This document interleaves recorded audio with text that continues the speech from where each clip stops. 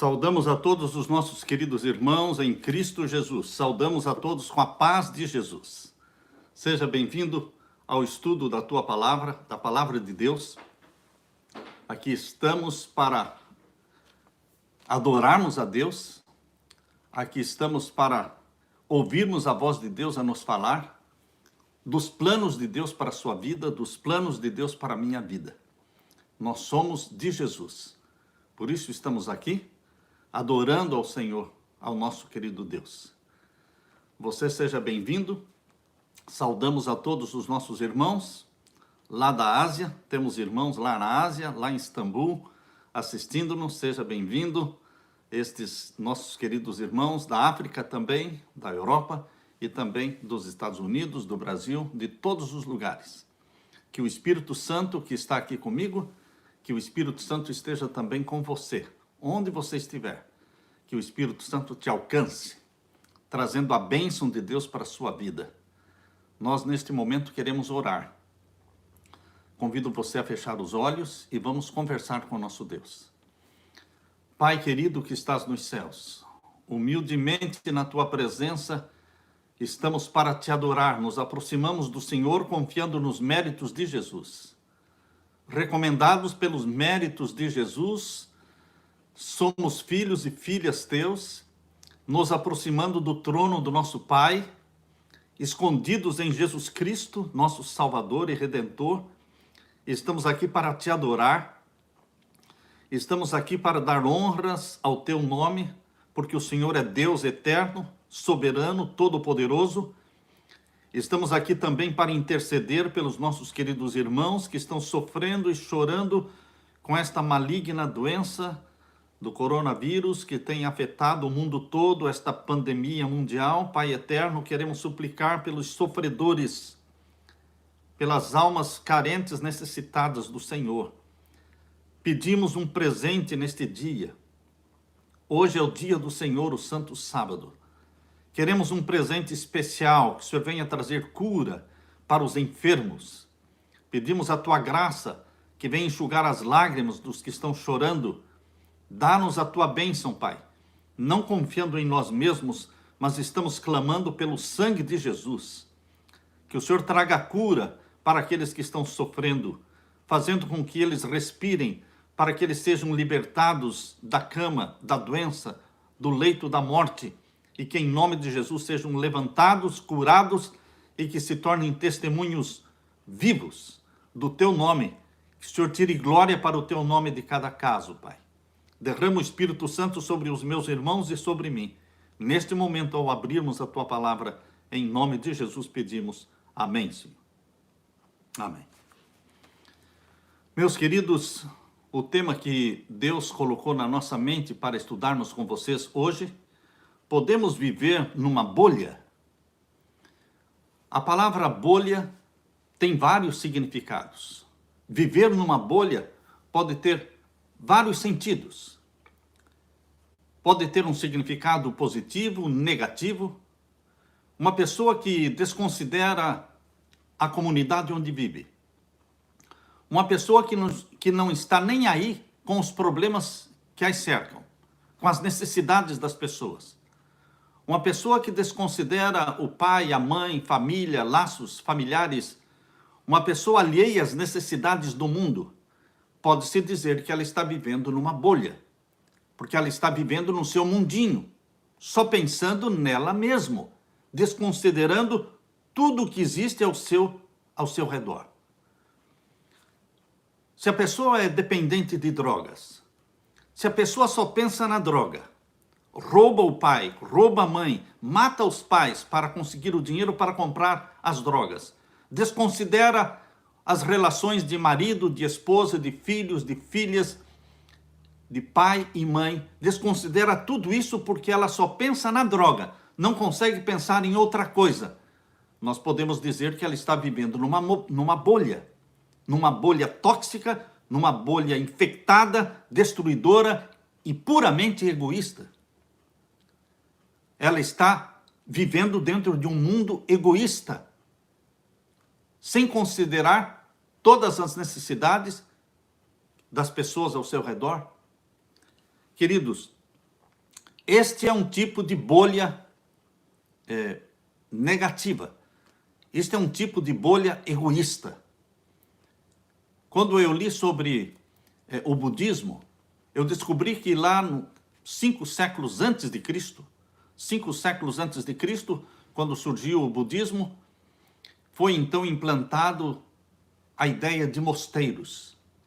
Então os monges budistas se desvencilhavam de laços familiares, de pai, de mãe, de esposa, de filhos, como fez Buda. E então se isolavam. Será que este é o plano de Deus? Você desconsiderar os laços familiares de pai, mãe, esposa, filhos, e se isolar do mundo e viver no seu mundo, viver numa bolha, desconsiderando a necessidade do mundo, desconsiderando a missão que Deus lhe deu para cumprir com esta missão nesta terra? Eu tenho certeza que o plano de Deus não é que você viva.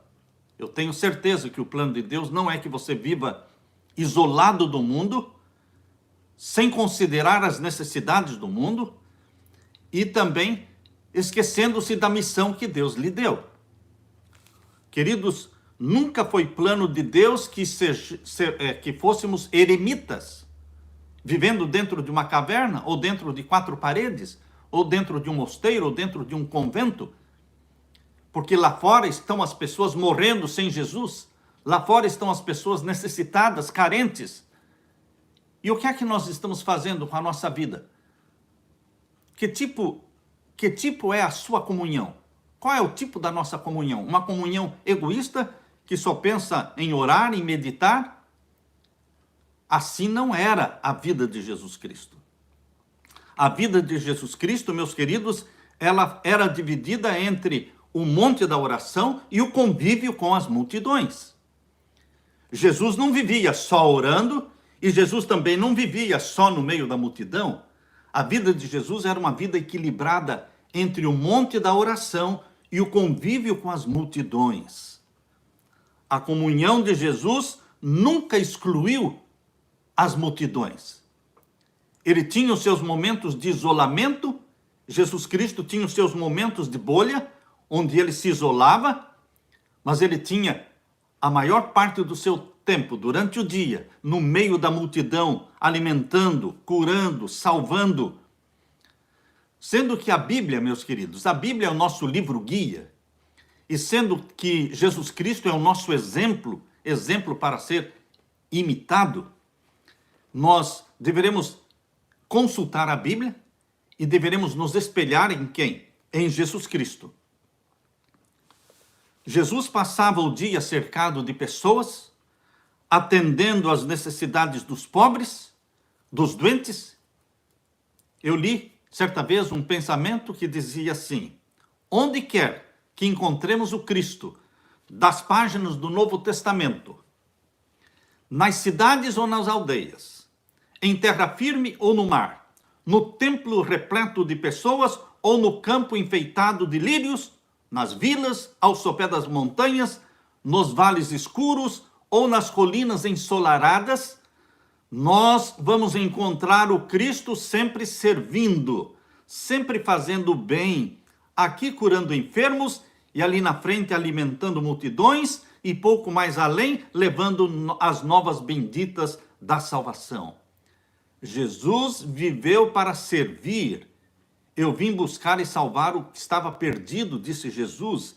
Ele tinha os momentos de isolamento, como você e eu precisamos ter. Nós precisamos urgentemente de quietude. Nós precisamos urgentemente de momentos de comunhão, onde nós podemos ouvir a voz de Deus, onde nós podemos cantar hinos a Jesus, onde nós podemos fazer uma terapia com Jesus Cristo, não é? Derramando o nosso coração. Jesus é o nosso psicólogo, Jesus é o nosso psiquiatra, é ali que nós derramamos o nosso coração, é diante dele que nós cantamos, é diante dele que nós choramos. E nós precisamos desses momentos para podermos cumprir com a missão com as multidões. No livro Caminho a Cristo, na página 101, nós lemos assim: nossa vida deve ser tal como a vida de Cristo. Nossa vida deve ser tal como a vida de Cristo. Dividir-se entre o monte da oração e o convívio das multidões. Aquele que não faz outra coisa senão orar, logo vai deixar de orar. Ou as suas orações se tornarão formais e rotineiras. Não é só orar e não é só estar no meio da multidão. Você está percebendo que Deus quer que você tenha uma vida de equilíbrio, que você tenha, sim, os seus momentos de isolamento, que você transforme a sua casa como sendo uma bolha isolada do mundo, para que dentro da sua casa exista refúgio, refúgio para você, refúgio para a esposa, refúgio para os filhos, para que a sua casa não se transforme num centro de tentação, para que a sua casa não seja um centro de perdição. A sua casa precisa ser um refúgio, um abrigo para os filhos. Mas, queridos, nós não vivemos dentro de casa 24 horas, nós saímos, nós andamos no meio das pessoas, nós convivemos com as pessoas. E quando nós estamos entre as pessoas, elas vão ver Jesus em você. Elas vão perceber que você esteve, sim, aos pés de Jesus Cristo, porque você exala Jesus Cristo, você transpira Jesus Cristo. Assim foi a vida de Jesus, assim deve ser a nossa vida. O maior problema dos cristãos não está no contato com o mundo exterior. Este não é o maior problema seu e meu. O maior problema dos cristãos é a falta da vida interior. Muitos não têm vida interior, porque o Espírito Santo não vive neles, porque eles não têm tempo para buscarem o batismo do Espírito Santo. Eles não têm tempo para entesourarem Cristo no coração. Eles não têm tempo para contemplarem a Jesus Cristo nos evangelhos. Eles não mergulham nos evangelhos. Eles não mergulham no livro desejado de todas as nações, meditando e assimilando o caráter de Cristo. Cristo pousa para ser reproduzido em você, mas você não toma tempo para olhar para ele e assimilar o caráter dele. Por isso, o mundo exterior é um problema. Mas o problema não está no mundo exterior. Está na falta da vida interior, na falta da comunhão, na falta do batismo do Espírito Santo. Nós precisamos intencionalmente criar nossas bolhas. E ninguém pode penetrar nestas bolhas, porque nós nos isolamos intencionalmente, como Jesus fazia, para termos comunhão. E quando nós saímos destes momentos de comunhão, quando nós saímos, as pessoas saberão com quem estivemos falando, a quem estivemos adorando, porque o nosso coração estará cheio de Jesus, e aquilo que o coração estiver cheio, a boca vai falar. A boca vai falar. Jesus é o nosso exemplo. Jesus é também um exemplo para as pessoas adultas, mas também Jesus é o nosso exemplo para as crianças, para os jovens, para os juvenis, para os adolescentes. Qual foi a orientação que o nosso Pai Celestial deu para o seu Filho unigênito, quando ele foi gerado pelo Espírito Santo e nasceu da Virgem Maria? Qual foi a orientação que Deus o Pai deu de como criar, como educar, como formar esta criança chamada filha de Deus? Porque Jesus é o Filho de Deus, gerado pelo Espírito Santo no ventre da Virgem Maria. Será que Deus deu alguma orientação? Abra sua Bíblia em Isaías capítulo 7. Eu confesso a vocês que eu nunca ouvi um sermão sobre esse texto. Eu nunca vi ninguém estudar sobre esse texto. Confesso a vocês, pode ser que existam outros sermões, mas eu nunca vi. E Deus chamou a minha atenção para esse texto que nós vamos ler agora. Nós queremos ler com vocês Isaías 7 e o verso 14 e 15. Quando eu estiver lendo o verso 14, você vai dizer, não, mas esse é um dos textos mais conhecidos da Bíblia. É verdade. Este texto de Isaías 7,14 é um texto que existem muitos sermões sobre este texto. É verdade. Mas o que falar do verso 15? Porque é o verso 15 que chamou a minha atenção. Porque o verso 14 é muito conhecido. Nós vamos ler os dois versos. Isaías 7, verso 14 e também o verso 15. Portanto, o mesmo Senhor vos dará um sinal. Eis que uma virgem conceberá e dará à luz a um filho, e será o seu nome Emanuel. Emanuel quer dizer Deus conosco. Deus planejou que a divindade ia morar e viver no meio dos homens e mulheres. Por isso, um dos nomes dados ao Filho de Deus, porque Jesus tem vários nomes. Jesus é o nome do Filho de Deus como Salvador. Emanuel é o nome do Filho de Deus como Deus encarnado. Estão percebendo? Miguel é o nome do Filho de Deus como guerreiro. Como guerreiro. Sempre que ele está lutando contra Satanás, ele usa o nome de Miguel.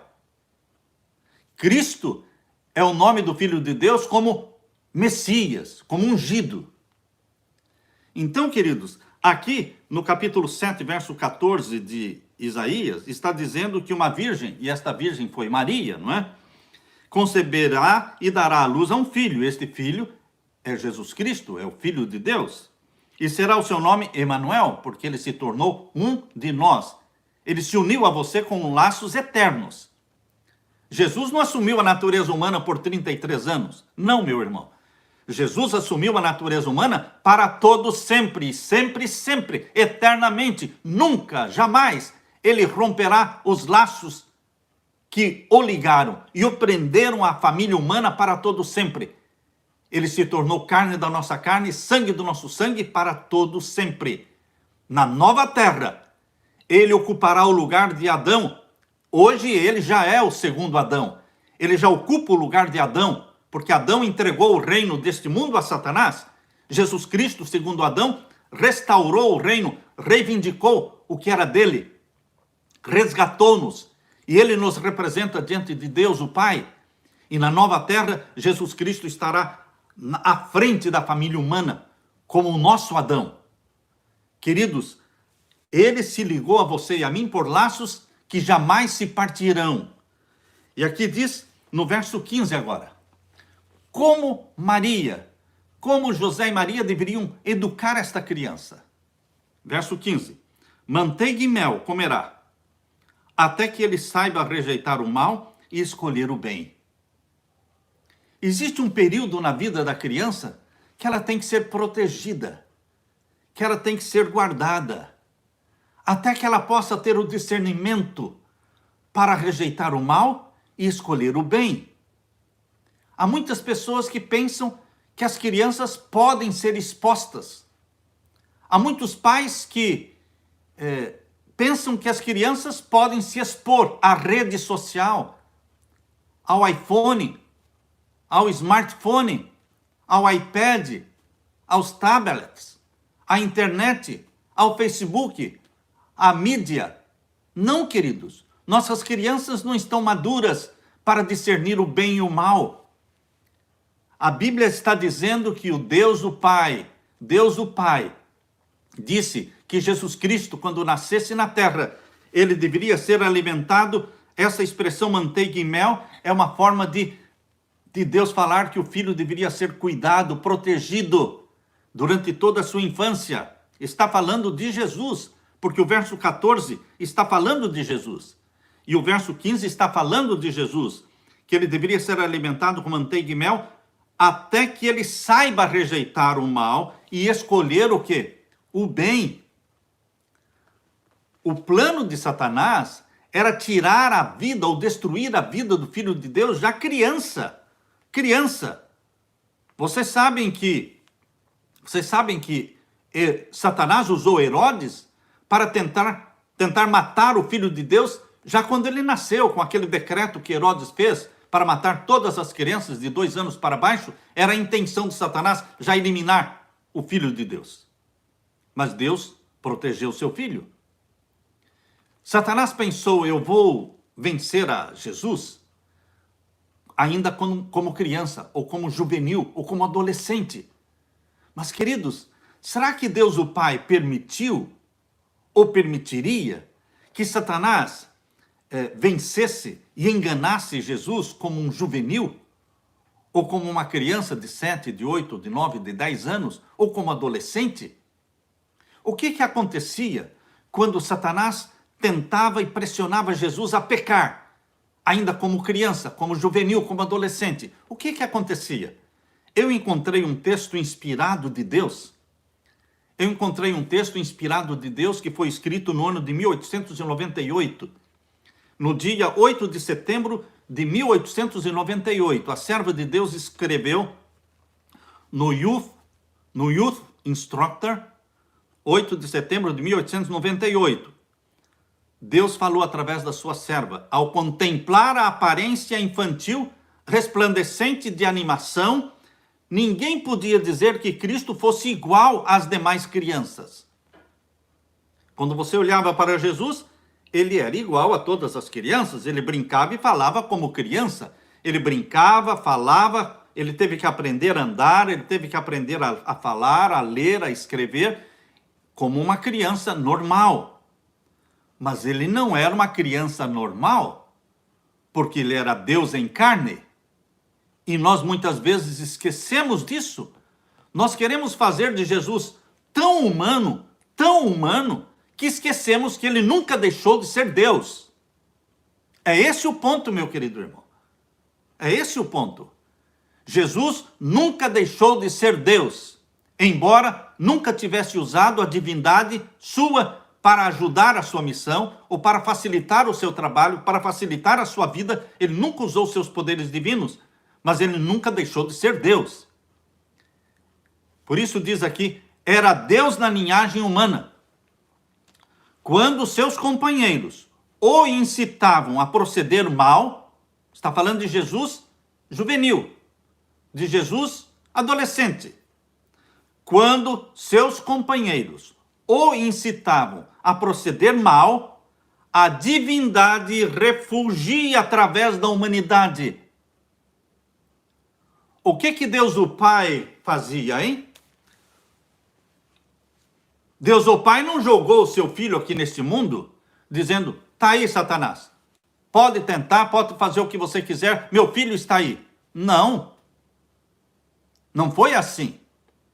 Adão caiu não como criança. Quando Adão caiu lá no Jardim do Éden, quando Adão pecou, ele não era uma criança. Adão não foi criado uma criança. Adão foi criado como um ser adulto, como homem, maduro, consciente, com a razão, com poder intelectual, com discernimento. E Jesus Cristo, segundo Adão, ele veio para iniciar exatamente onde o primeiro Adão caiu. Por isso, queridos, embora Satanás tentasse vencer a Cristo, enganar a Cristo, ainda infantil, ainda juvenil, ainda adolescente, o que Deus o Pai fazia? Deus o Pai fazia com que a divindade irradiasse, refugia através da humanidade do Filho de Deus. E Jesus recusava-se com decisão. Quando ele estava sendo pressionado, fora dos limites, porque toda criança tem suas tentações de criança. Toda criança tem suas tentações de criança. Mas Satanás é sujo. Satanás joga sujo. Você não pense que Satanás está tentando suas crianças, seus filhos, com tentações de crianças. Não. Satanás é sujo.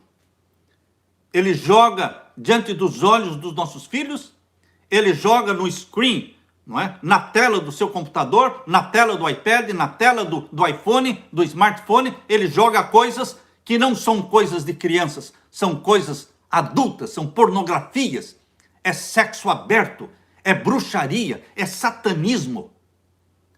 Coisas que as nossas crianças não estão habilitadas para discernir. Mas por que Satanás faz assim? Porque ele é sujo. Ele é baixaria. É isso que ele está fazendo com as nossas crianças, com as famílias. E os pais estão dormindo e os pais não percebem. Por isso Deus deu pais terrestres para Jesus, José e Maria. Jesus nem foi enviado para uma escola. Ele tinha homeschooling. Homeschooling. Ou seja, ele aprendeu a ler e a escrever aos pés da sua mãe, Maria. O Espírito Santo estava ali orientando Maria, ensinando Jesus a ler e a escrever. Queridos, nós precisamos ser este muro de proteção para os nossos filhos. Assim como Deus o Pai criou muros de proteção para o seu filho aqui na terra. Aqui em Isaías 7,14, está falando claramente isto.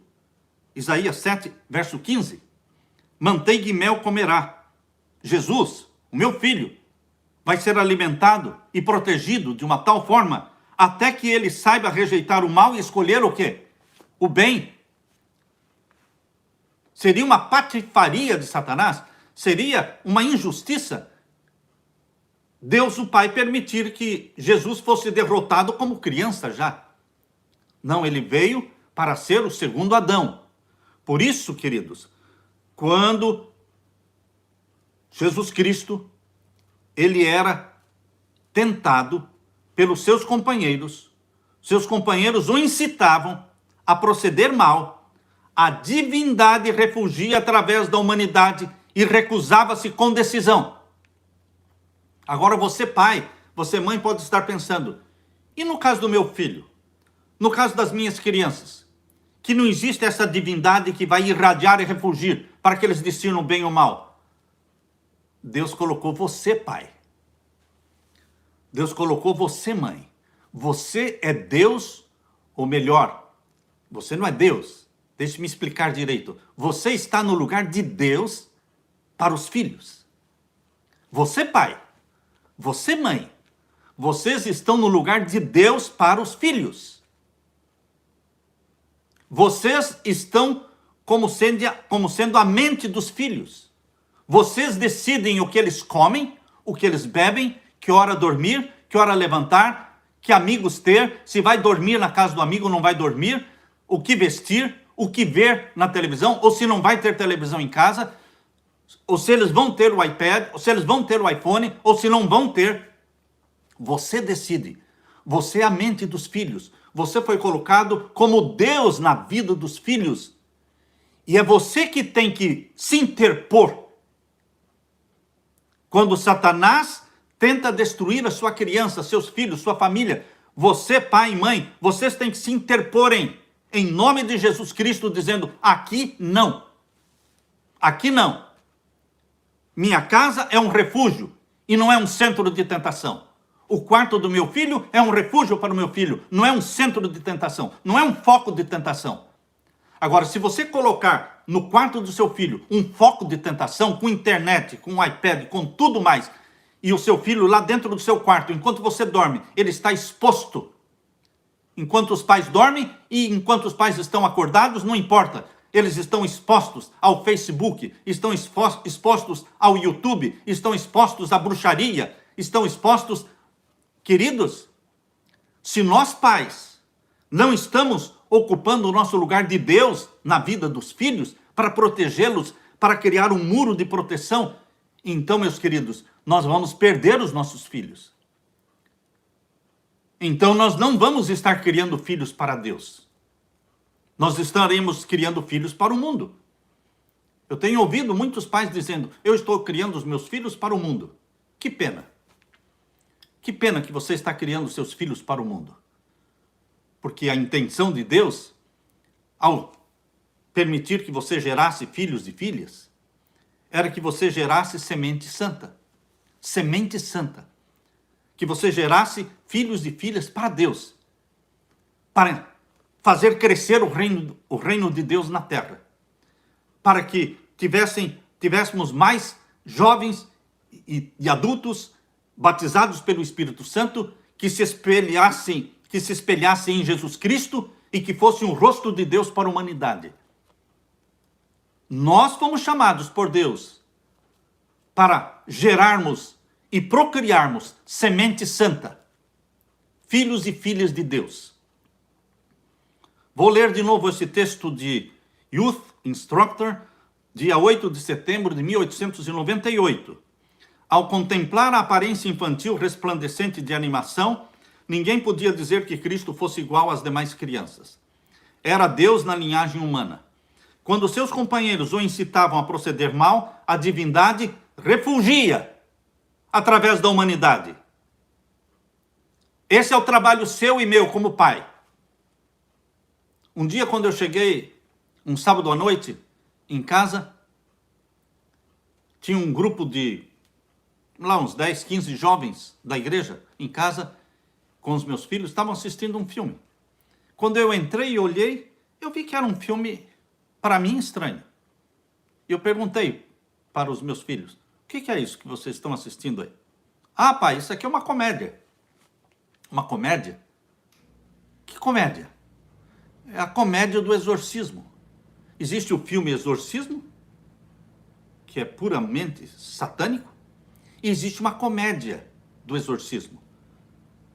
Queridos, eu pedi para eles, por favor, filhos, desliguem isso aí. Não, desliga isso aí, escolham outra coisa. Você tem que se interpor. Você está no lugar de Deus junto aos filhos, para a salvação dos filhos, até que eles cresçam e possam discernir, ter o discernimento para rejeitar o mal e escolher o bem. Por isso, quando seus companheiros o incitavam a proceder mal, a divindade refugia através da humanidade e recusava-se com decisão. Em um instante, diz aqui, em um instante, Jesus discernia entre o bem e o mal e punha o pecado sob a luz dos mandamentos de Deus, sustentando a lei como um espelho que lançava a luz sobre o mal. Era este agudo discernimento entre o bem e o mal que geralmente provocava a ira dos irmãos de Cristo. Os irmãos de Cristo, que eram filhos de José, porque José já era viúvo quando casou com Maria. Ele já tinha filhos e filhas do primeiro casamento, que eram mais velhos do que Jesus. E era este discernimento espiritual que Jesus tinha que provocava os irmãos. Porque diz aqui, era este agudo discernimento entre o bem e o mal que geralmente provocava a ira dos irmãos de Cristo. Mas, queridos, infelizmente, muitos pais pensam que as crianças, jovens e adolescentes, sabem escolher o que ver. Ah, meu filho já sabe escolher. Eu já orientei meu filho, eu já disse o que ele não deve ver na televisão, eu já disse para ele o que ele não pode assistir no YouTube, ele já sabe. Sabe nada, meu irmão. Uma coisa é você falar, outra coisa é ele saber discernir. Ele ainda não sabe discernir. Ou você pensa que a sua missão de educar o filho já acabou? Não, eu já eduquei meus filhos. Já eduquei. Não, você nunca termina de educar o filho. Meus filhos hoje já têm filhos, eu já sou avô, mas eu continuo educando meus filhos. Eu ainda continuo dando orientações ao meu filho Anderson e à minha filha Evelyn. Você nunca para de educar. Nunca. Porque sempre você, pai, você, mãe, vocês que já estão mais maduros na comunhão com Jesus Cristo, sempre vocês terão maior discernimento espiritual. Sim ou não? É óbvio. É óbvio que 60 anos andando com Jesus Cristo é melhor do que 40 anos andando com Jesus. Quem já está chegando nos 70 anos, como eu, no meu caso, estou chegando nos 70 anos, andando com Jesus, agora você vem me dizer que alguém que está andando com Jesus há 20 anos, 30 anos, tem o mesmo conhecimento, o mesmo amadurecimento? Não, não é assim. Não funciona deste jeito. Por isso nós, pais, nós avós, nós temos que ser, sim, a mente de Deus para os nossos filhos. E nós deveremos falar. Nós precisamos ter a ousadia de falar, de corrigir, de repreender, de advertir, de admoestar.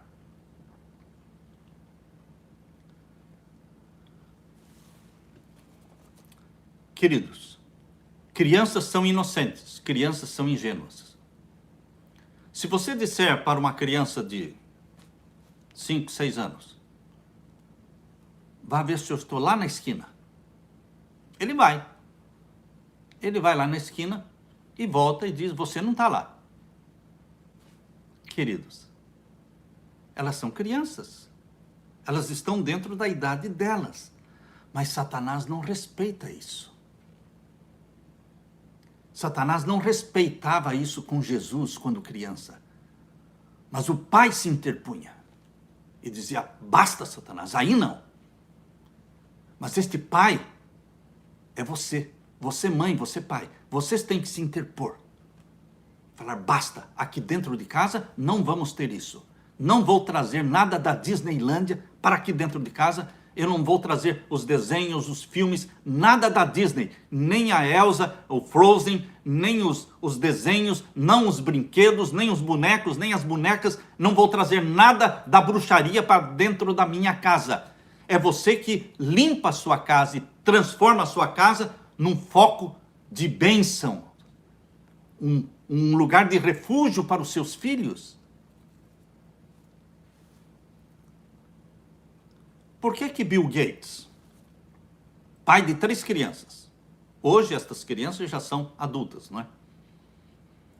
Por que Bill Gates e Melinda Gates? Por que eles nunca deram um iPhone, ou um smartphone, ou um iPad, ou um tablet, ou um computador para os seus filhos antes dos 14 anos de idade? Pense um pouquinho. Pense um pouquinho.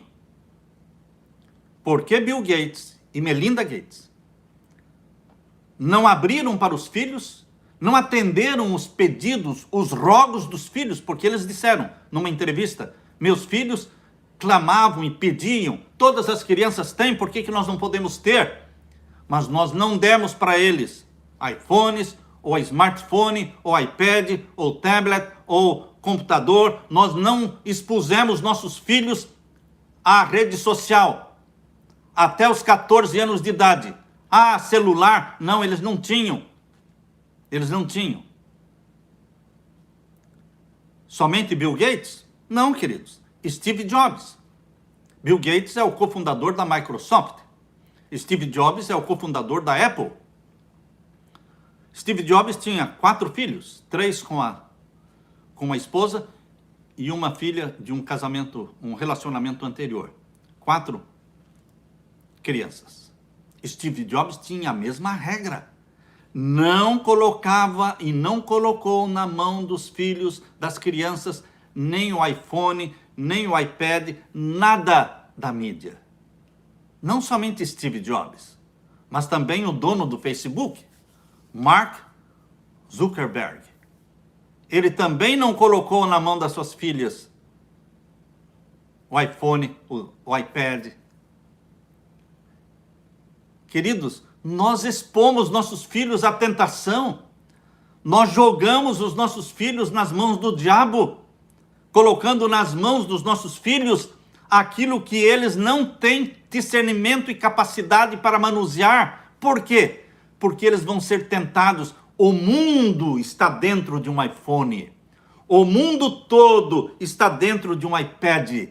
O mundo todo está dentro do YouTube. E os nossos filhos estão expostos. Expostos. Eles não veem somente aquilo que eles escolhem ver. Eles veem também aquilo que sutilmente é infiltrado ali. As mensagens subliminares.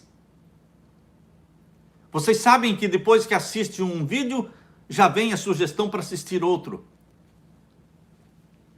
Queridos, esses dias, alguém estava assistindo um vídeo meu, e depois que terminou de assistir o meu vídeo, a pessoa disse, ó, veio a sugestão para eu assistir um outro vídeo. Mas era um outro vídeo que falava de Illuminati, mas falava também de bruxaria, falava também de feitiçaria. Queridos, quando as crianças estão assistindo um vídeo, já vem a sugestão para assistir outros. E aí vem o quê? Vem um monte de pornografia, de satanismo. Queridos, nós somos a mente dos nossos filhos. O que eles devem comer? Não são eles que decidem o que comer. Criança não sabe o que ela deve comer. É você que decide o que comer, o que elas devem beber, o que elas devem vestir, que horas elas vão dormir, que horas elas vão levantar, Quem serão os amiguinhos? Que idade elas terão para ir para a escola, se é que irão para a escola? Nós é que somos a mente dos filhos, porque nós estamos criando uma semente santa. Ah, mas isso é uma bolha. Não, nós não podemos fugir do mundo, mas dentro do nosso lar tem que existir uma bolha. Nós não podemos colocar dentro do nosso lar as tentações, dentro do quarto dos nossos filhos, a tentação. Os pais vão dormir e a criança está com o celular dentro do seu quarto, podendo acessar o celular, acessar a internet de madrugada, e os pais nem estão sabendo. Por isso existe muito suicídio, porque vem sugestões de suicídio, de como se matar, de como tirar a vida. E você, pai, dormindo, e o seu filho assistindo um vídeo onde o sem vergonha e o satanista está dizendo como o seu filho pode se matar. Nós não podemos ser tão ingênuos, queridos, como pais. O nosso mundo está mal. O nosso mundo é mal. O príncipe deste mundo é Satanás. Nós não chegamos ainda no reino da glória de nosso Senhor Jesus Cristo. Nós ainda estamos no reino, deste reino de pecados, cercados por todos os lados, por armadilhas, por maldades, por crueldade. E nós precisamos nos proteger e proteger os nossos filhos. Estudos mostram que o uso do smartphone, do iPad, dos tablets, pode produzir falta de sono, depressão, amnésia e outras doenças relacionadas ao cérebro. São estudos. Marianne Wolf, pesquisadora na área de ciência comportamental, diz que é tempo do resto do mundo seguir o exemplo de Bill Gates, Mark Zuckerberg. É hora dos pais darem para os seus filhos não iPad, não iPhone, mas um livro para ler, uma bicicleta para se exercitar no seu aniversário de 10 anos, diz ela. No aniversário de 10 anos do seu filho, dê para ele o quê? Não o último modelo do iPad, nem do celular, mas dê para ele uma bicicleta, para ele suar, bola para ele suar, correr, livro para ele ler.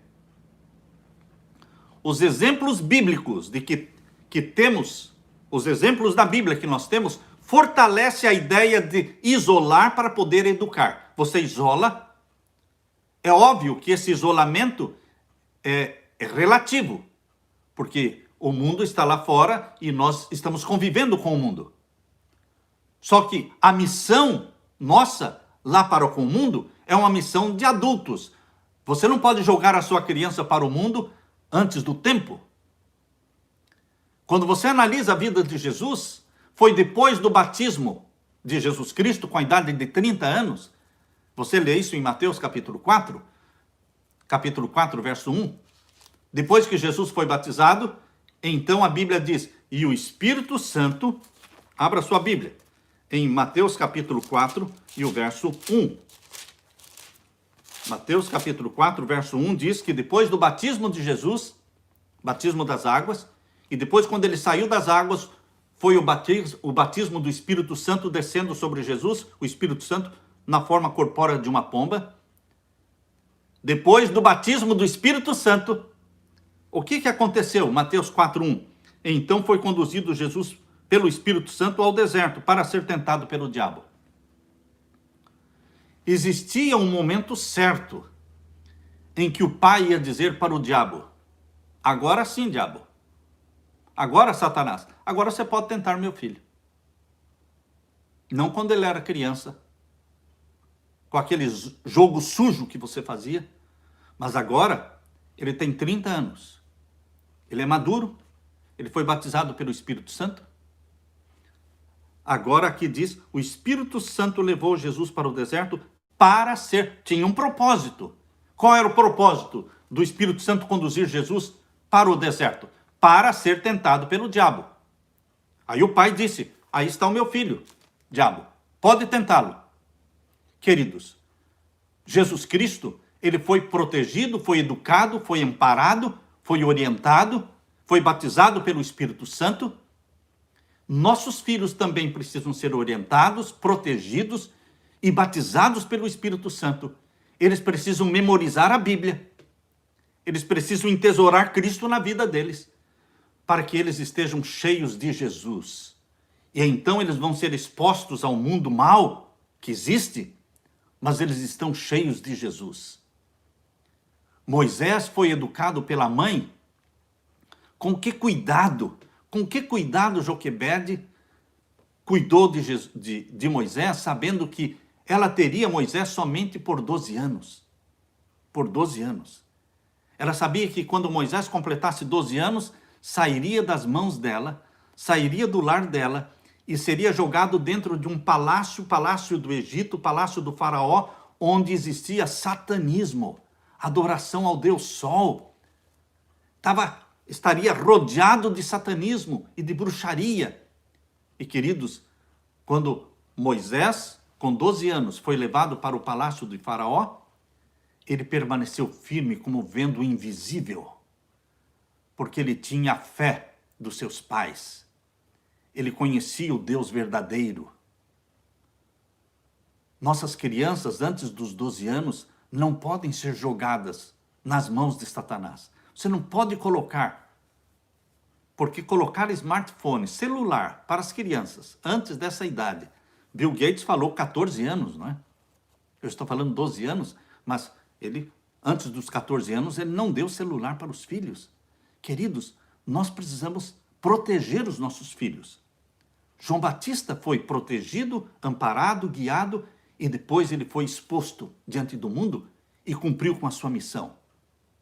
Jesus também. O que é que nós estamos fazendo com os nossos filhos? No livro Patriarcas e Profetas, páginas 140 a 141, nós lemos assim: em muitos lares a oração é negligenciada. Os pais entendem que não possuem tempo para o culto da manhã e da noite. Porque você precisa ter o culto da manhã e o culto da noite para a sua família. Você está preparando a sua família para o céu? Então você não vai fazer do programa da noite um filme. Vamos escolher um filme para assistir aqui, um filme de Hollywood. Não, queridos. Não é novela, não é filme, não. Você filtra aquilo que você tem dentro de casa. Você tem cultos de manhã e cultos à noite. Não se pode economizar alguns momentos para serem despendidos em ações de graças a Deus pelas suas abundantes mercês? Não tem tempo para fazerem oração pedindo auxílio e guia divinos e rogando a contínua presença de Jesus na casa? Saem para o trabalho como o boi ou o cavalo, sem um pensamento de Deus ou do céu. Patriarcas e Profetas, página 140 e página 141. Agora, queridos, no livro Orientação da Criança, página 193, diz assim: as lições que a criança aprende durante os primeiros 7 anos da sua vida têm mais que ver com a formação do seu caráter que tudo que ela aprendeu em anos posteriores. Não é que aos 7 anos o caráter esteja formado, não. O caráter não está formado aos 7 anos. O que Deus está falando aqui, Orientação da Criança, página 193, é que aquilo que a criança aprendeu até os 7 anos tem muito mais a ver com a formação do seu caráter do que os anos que virão depois dos 7 anos. Ou seja, depois dos 7 anos o caráter vai continuar sendo formado. Mas a maior influência, não é a única influência, a maior influência foi a dos primeiros 7 anos. Então, se nós já perdemos a oportunidade dos primeiros 7 anos, não perca a esperança, porque você ainda tem oportunidade. O Espírito Santo ainda quer salvar suas crianças. O Espírito Santo ainda vai continuar trabalhando nelas, mesmo que elas tenham 20 anos, 30 anos, o Espírito Santo está trabalhando. As primeiras lições impressas na criança, raras vezes são esquecidas. Voltaire, o grande incrédulo e revoltado contra Deus, Voltaire, ele decorou um poema ateu. Ele decorou um poema ateu quando ele era criança, 7 ou 8 anos de idade, ele decorou um poema ateu. E Satanás impressionou a mente daquela criança, chamada Voltaire, que ele se tornou um grande instrumento nas mãos de Satanás. Nós sabemos de Napoleão Bonaparte que, quando criança, eles colocavam Napoleão Bonaparte para brincar de exército. Ele tinha um exército de soldadinhos e sempre Napoleão Bonaparte, na brincadeira, eles colocavam Napoleão Bonaparte, o seu cavalo, na frente do exército. Napoleão Bonaparte foi educado a ser comandante de um exército. E ele se tornou o que ele foi. Queridos, o que é que nós estamos ensinando às nossas crianças? As primeiras lições impressas na criança, raras vezes são esquecidas. Um filme que ela assistiu, um abuso, não solte suas crianças na casa dos outros. Um abuso que acontece, que pode acontecer na vida da sua criança, na casa de uma outra pessoa, isso vai estragar, vai atrapalhar a vida daquela criança. Aquilo que acontece na vida da criança impressiona. As impressões feitas no coração infantil, no princípio da vida, são vistas em anos posteriores. Podem estar sepultadas, mas raras vezes serão obliteradas. Orientação da criança, página 193, 194. E ainda, no mesmo livro, diz assim, isso que nós vamos ler agora, no mesmo livro, Orientação da Criança, na página 194. A mãe deve ser a mente para os filhos. Foi o que eu falei. Os 3 primeiros anos são o tempo para vergar o pequenino rebento. Se vocês esperaram até que os filhos tivessem 3 anos de idade para começar a ensinar para eles o domínio próprio, a obediência, procurem fazê-lo agora, embora seja muito mais difícil. Orientação da criança.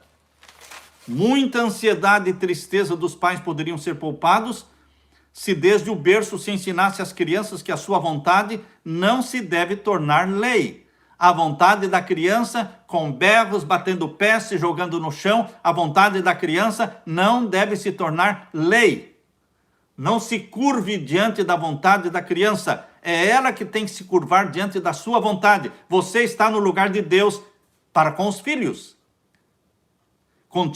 Muitos negligenciam seu dever durante os primeiros anos da vida dos filhos, pensando que quando ficarem velhos, então serão muito cuidadosos em reprimir o erro e educá-los no que é direito. Mas o tempo próprio para fazerem esta obra é quando os filhos ainda são bebês em seus braços. Portanto, queridos, nós deixamos aqui o apelo em nome de meu Senhor Jesus Cristo. Vamos educar os nossos filhos para Deus e não para o mundo. Vamos educar os nossos filhos para Deus e não para o mundo. Que quando Jesus Cristo voltar, você, meu querido pai, você, minha querida mãe, vocês, meus queridos irmãos em Cristo, quando Jesus Cristo voltar, você possa dizer com alegria, eis-me aqui, Senhor, com os filhos que o Senhor me deu.